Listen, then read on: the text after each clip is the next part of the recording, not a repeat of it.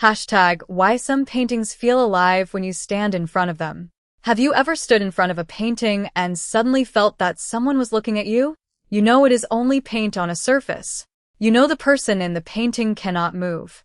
They cannot speak. They cannot see you. And yet, for a strange moment, the painting feels alive. Why does this happen? What makes one painting feel like a silent image, while another seems to have a presence of its own? The answer lies in one of the most fascinating mysteries of visual art. We do not simply look at paintings. Our brains interact with them. A great painting can create the illusion of movement, emotion, depth, and even human presence. Sometimes, it can make us feel as though the figures inside the painting are aware of us. One of the simplest ways an artist creates this feeling is through the eyes. Human beings are extremely sensitive to faces and especially to the direction of someone's gaze. From the moment we are born, we begin paying attention to eyes. We instinctively notice where another person is looking. That is why a portrait can feel so powerful. When the eyes of a painted figure appear to meet our own, something changes. We stop feeling like distant observers. We become participants. Leonardo da Vinci understood this extraordinary power. Look at the Mona Lisa. Her expression seems subtle. Her smile is neither completely happy nor completely sad. Her eyes appear to follow you as you move. Of course, the painted eyes do not literally move. But the relationship between the figure's gaze, the position of her head, and the composition creates a remarkable psychological effect. You move. She seems to remain with you. The result is a feeling of presence. But eyes are only the beginning. Another secret is movement. Some paintings feel alive because the artist creates movement without actually moving anything. Consider a Baroque painting. The figures may twist their bodies. Arms reach outward. Clothing flows. Diagonal lines cross the composition. Everything seems to be moving towards something. Your eyes move through the painting in response. You may begin at a face, then follow an arm, then a piece of fabric, then a bright area of light, then another face. The painting becomes a visual journey. Your eyes are moving even though the canvas remains completely still. This is one reason composition is so important. A painting is not simply a collection of objects. It is an arrangement designed to control the viewer's attention. Artists can guide your eyes without you realizing it. They use lines, contrast, color, light, perspective, and repetition.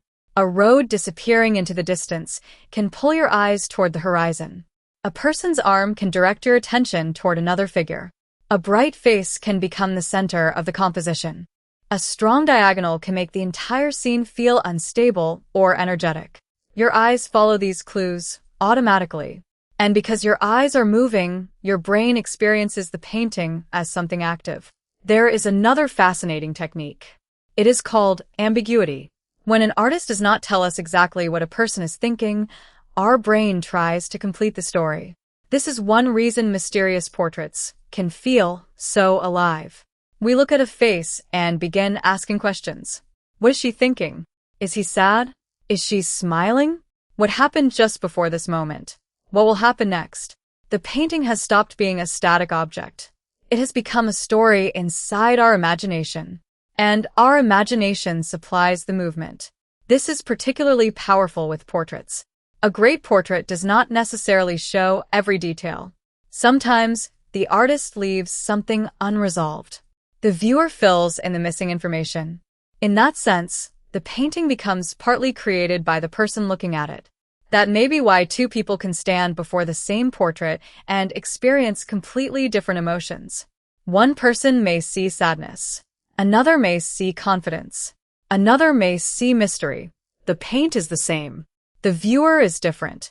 And the experience is created between them. Color can also make a painting feel alive. Warm colors can appear to advance. Cool colors can seem to recede. Strong contrasts can create energy. Subtle changes in color can create atmosphere. Think about a sunset painting. The sky may appear to glow, but there is no actual light coming from the canvas. Your brain interprets the relationships between colors and creates the sensation of light. This is one of the great illusions of painting. Artists do not need to reproduce reality exactly. They only need to give the brain enough information to reconstruct it. The same thing happens with texture. A skilled painter can make us believe we are seeing velvet, glass, skin, metal, water, or clouds. We know intellectually that it is pigment on a flat surface, but visually, we experience something else. The brain accepts the illusion. This is why standing in front of an original artwork can be so different from looking at a photograph of it. The original contains physical evidence of the artist's hand. You may see tiny brushstrokes, layers of paint, changes in texture, small imperfections, perhaps even places where the artist changed direction. From a distance, the painting may look completely smooth. Move closer, and the surface reveals another world. Step back again, and those individual marks merge into an image. Your eyes are constantly changing between detail and whole. The painting seems to breathe. There is also something called scale. A tiny portrait creates intimacy. A giant painting can overwhelm the body. Imagine standing in front of a monumental painting that is larger than you. You are no longer simply looking at an image. Your physical body has become part of the experience. The painting surrounds your field of vision. You may feel small. You may feel immersed. You may even feel as though you have entered the scene. This is why museums carefully consider the size and placement of artworks. A painting that feels ordinary on a small screen can become extraordinary when it occupies an entire wall. And sometimes, the opposite is true. A tiny artwork may force you to come closer. You lower your voice. You concentrate. You become intimate with the image. The painting has changed your behavior. That is another sign that art can feel alive. It can affect what you do. Perhaps the most fascinating example is when an artwork appears to change as you move. A portrait may seem to look at you from one side of the room. A sculpture may reveal a completely different expression from another angle. A painting may appear darker from one position and brighter from another. The artwork has not changed. You have changed your position, but your perception changes with you. This is why experiencing art in person can never be completely replaced by a digital image. A screen gives you a picture. A gallery gives you a relationship.